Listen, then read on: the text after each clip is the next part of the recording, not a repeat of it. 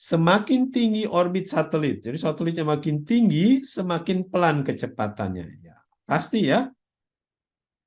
Ya, jadi kalau kita punya bumi, ini bumi, kalau ada satelit yang dekat bumi, pasti kecepatannya harus tinggi. Kalau kecepatannya rendah, dia jatuh ke bumi. Ya, jadi kecepatannya pasti harus tinggi.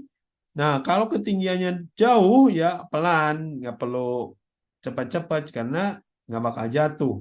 Ya, kinetiknya cukup kecil, ya, karena nggak bisa jatuh, ya, karena potensinya besar, potensialnya. Nah, ini dibentuk grafiknya dari persamaan-persamaan itu. Kalau ini ketinggian, kalau ini kecepatan, ya. Jadi kecepatannya tinggi pada saat ketinggiannya rendah. Dekat dengan bumi pasti kecepatannya tinggi, harus berputar tinggi. Ya, jauh dari bumi ya kecepatannya rendah. Ya, Anda lihat ini 7,3 itu kecepatan yang tinggi. 7,3 apa? Ya, kilometer per detik. Ya, 1 detik hampir 7 kilometer kecepatannya.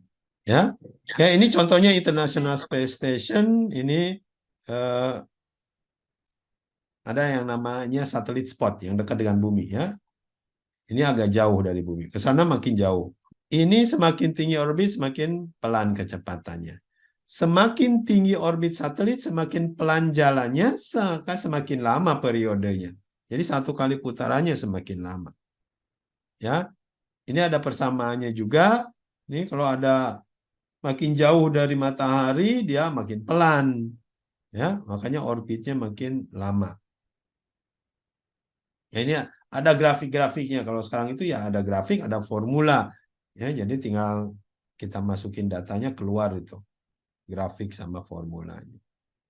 Nah, ini adalah grafik yang menandakan, ini cukup bagus grafiknya, kita bisa lihat ya.